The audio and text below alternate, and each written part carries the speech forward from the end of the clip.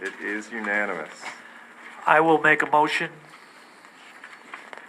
to accept I in its entirety. I will second that. Any discussion? Yeah,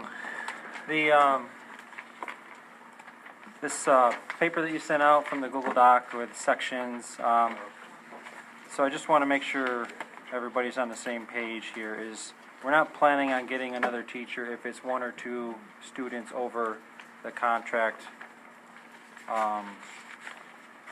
level, is that correct? Yeah, so basically, that is the most up-to-date as when I printed that, I want to say at 4 o'clock today. That was the most updated version of the link that you guys have. If there was a secretary that put something in at 4:15, if you look at the link, you'll see the change. To answer your question, correct. It says where applicable. If you look at certain things, since you pulled that out, yeah, so we're constantly looking at this. We're looking at, let's say, at Brewerton. We're looking at the fact that in first grade it's 23 in the 4 sections where applicable. Now, where applicable, it's 22. But again, in looking at that, what we have felt that it would have to be all like 2 over for it to then push that. Because then to create an additional section, when we know the numbers that are in front of that at 67 would just mean we would be hiring somebody, dropping it down substantially below the approved upon, which that isn't good as well for financial responsibilities. As you see in Brewerton, they do have that bubble at 92, but before that in kindergarten they have 67, then after that 68, then in 3rd grade they have 56, and then at 75, then 58. So if you look at this, and you look at the number of sections as they make their way down, it's very important to look at the yellow, 20 in kindergarten, 22 in second, third, or first, second, and third, and then 25 in 4th and 5th.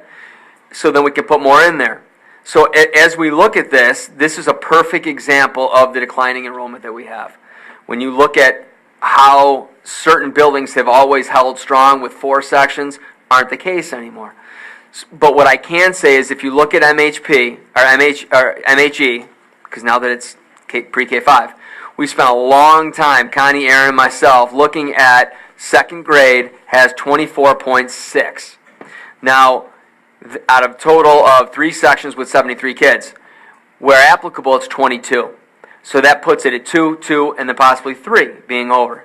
So what we're going to do is add a section. Connie and Aaron, they have spoken already with the 4 4th grade teachers. Nobody's losing a job. But if you look at 4th grade, it's showing 4 sections. They can have up to 25. But right now, we could still lose a couple. They're at 18, and it could be as high as 25. So that's not financially responsible.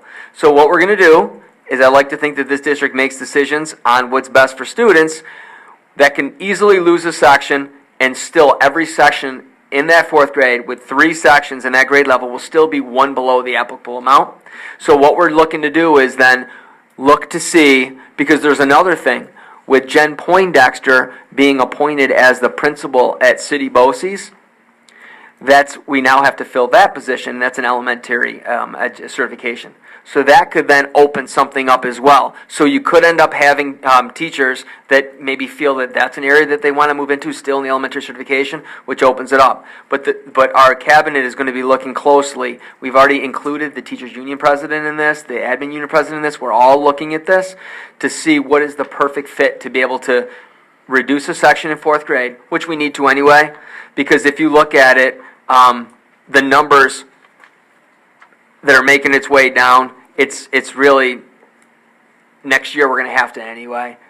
So for that 2nd grade.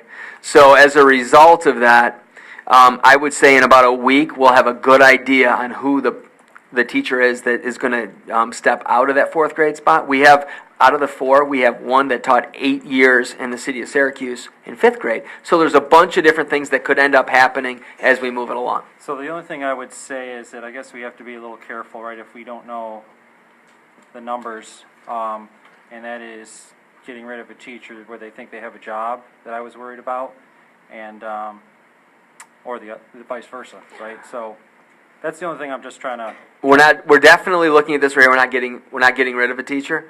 We're dropping a section. We're adding a section. Okay. No one's losing a job. Were you confused by that? No. these numbers don't dictate a loss of a teaching role. They might be a reallocation, but not a loss. So 100%. here's what I'm saying. It's like last minute, right? Day one of school. Yep. And these numbers don't line up with anything that we had thought, right? At that point, it's too late, right, to go and hire a teacher, or to get rid of a teacher, correct? Well, here's the thing, and what we have some sections that are so low that we could actually, if we needed to, we don't want to do it right up to the end. We draw the line. This happened to us last year. Yeah. But in looking at that, for MHE, for me to say that we care about goal number 2, it's very hard to have 18 kids in 4th grade at MHE that all the studies show as the younger kids who aren't even identified, really nobody hardly gets identified in kindergarten. Unless you're like my son who's autistic and it's obvious. You don't really get identified until end of 2nd grade.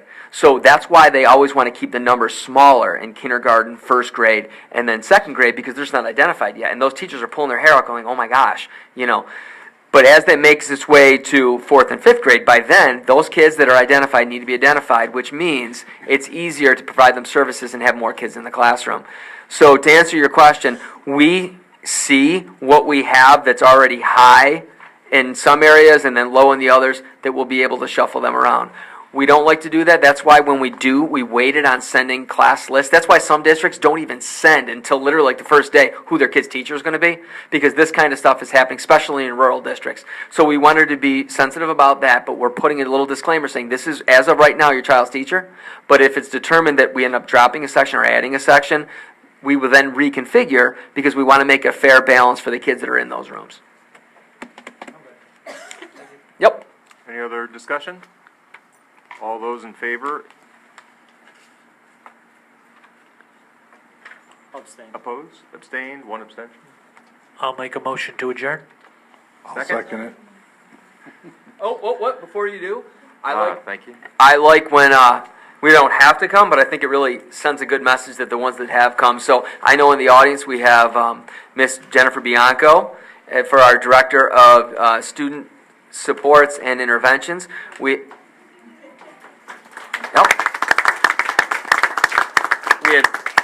have Ms. Jennifer Smolnick, who is going to be one of our assistant principals at the middle school.